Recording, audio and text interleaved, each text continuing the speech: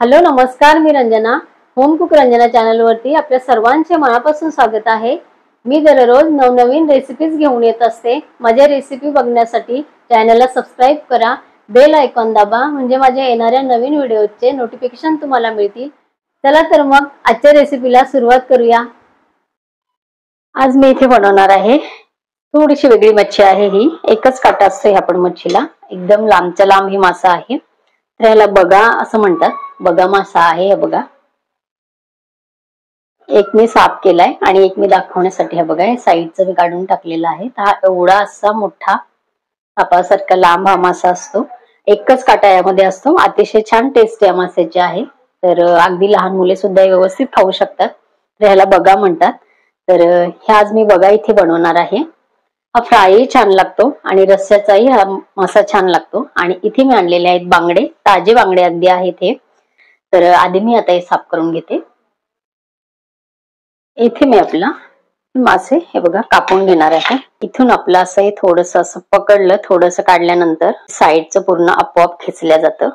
मी सहसा मच्छी बाजारातून साफ करून आणते, पण मला आज तुम्हाला इथे दाखवायची होती म्हणून मी संपूर्ण मच्छी तशीच घेऊन आलेली आहे. नाहीतर त्यांच्याकडे त्यांचे जे साहित्य असतं कापायचं, तर ते एकदम धारदार असतं, त्यामुळे ते पटकन आपल्याला करून देतात.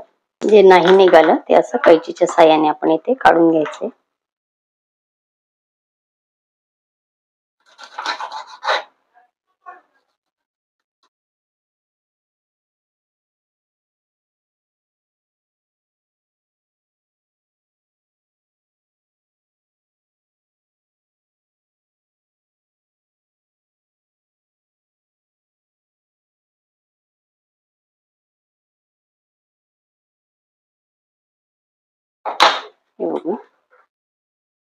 अशी घाण जी असते ती आपोआप अशी निघून येते बाहेर.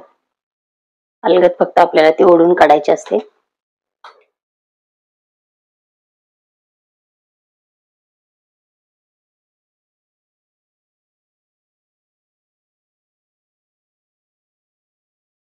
तर बघा, इथे आपण व्यवस्थित बघा हा कट करून घेतलेला आहे. संपूर्ण मास असते या मासामध्ये, फक्त एक काटा असतो. तर इथे आपले हे बघे कट झालेले आहेत. इथे आपण आता बांगडा साफ करूया.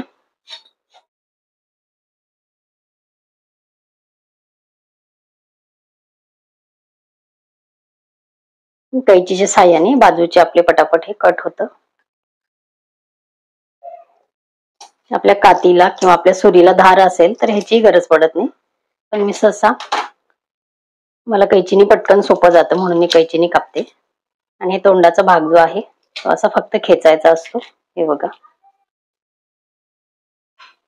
हे संपूर्ण तोंडाचा भाग निघून येतो. हे तोंडाच्या भागाचा रस्सा करतात, पण आमच्याकडे तसं कोणी खात नाही, त्यामुळे मी ते करत नाही. तर ही अख्खे ठेवणार आहे मी फ्राय करण्यासाठी, त्याच्यामुळे मध्ये मध्ये फक्त असे एक दोन हे बघा.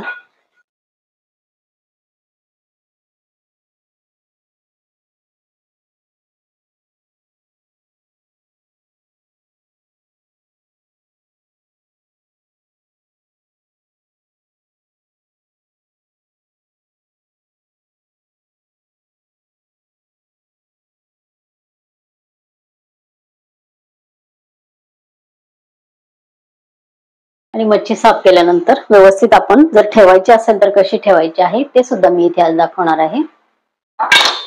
तर हे बघा, इथे आपले संपूर्ण बांगडे पण साफ झालेले आहे आणि बगा पण साफ झालेले आहेत. आता हे स्वच्छ पाण्याने मी धुवून घेणार आहे. बघा, बगा पण धुवून घेतलेला आहे मी आणि संपूर्ण बांगडे पण मी स्वच्छ धुवून घेतलेले आहे.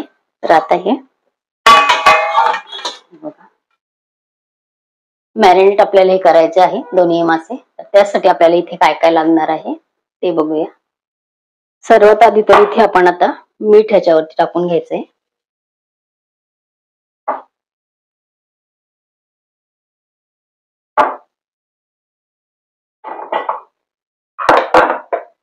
मीठ टाकल्यानंतर व्यवस्थित आपलं मिठाने एकदा त्याला दोन्ही बाजूला व्यवस्थित मीठ लागेल असं व्यवस्थित आपण त्याला हाताने चोळून मीठ आपल्याला लावून घ्यायचंय.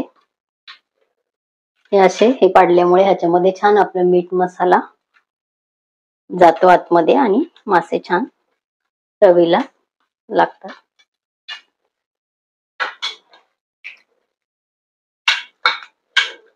इथे व्यवस्थित आपलं मीठ हे झालेलं आहे. त्यानंतर इथे घेतलेलं आहे मी अर्ध लिंबू. तर अर्ध लिंबू मी विभागून याच्यामध्ये टाकणार आहे. मच्छीला लिंबू आवश्यक आहे. लिंबू किंवा तुम्ही कोकम वापरू शकता.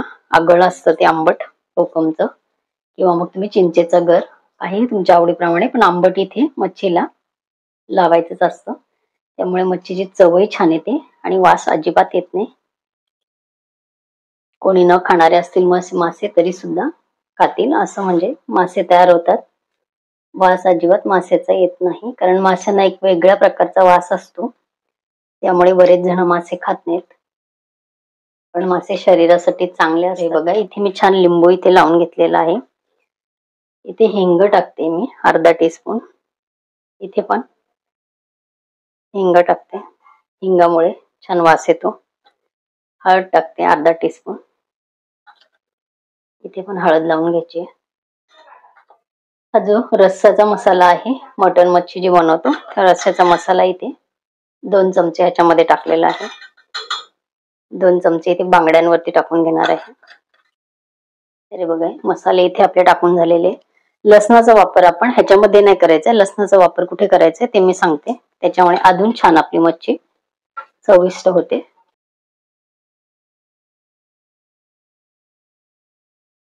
तर हे बघा इथे व्यवस्थित आपले मसाले लावून झालेले आहेत.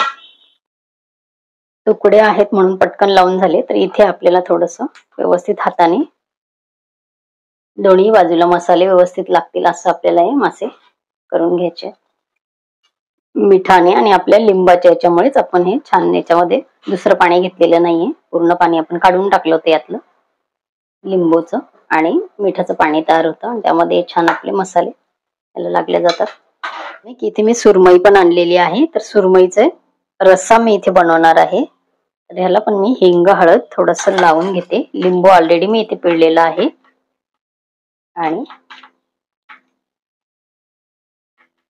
मीठ पण थोडस याला लावून घेतलेलं आहे. तिखट फक्त यामध्ये टाकलेले नाही, कारण तिखट रस्स्यामध्ये टाकणार आहे आपण.